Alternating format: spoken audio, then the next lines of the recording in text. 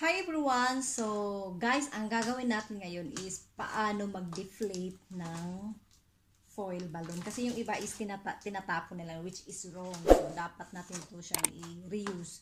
Kasi medyo, ang iba kasi maganda pa, so sayang, di ba? So, pwede natin siyang i-reuse. And then, may free kasi yun siya na stick, which is pangtanggal sana nahan. Pero masyado kasi maliit yun. So, ngayon, ang gagamitin natin is itong stick, balloon stick. Kasi kailangan maano siya hanggang sa gitna para mapabilis din yung pag deflate or pagtanggal ng hangin. Okay guys, let's get started!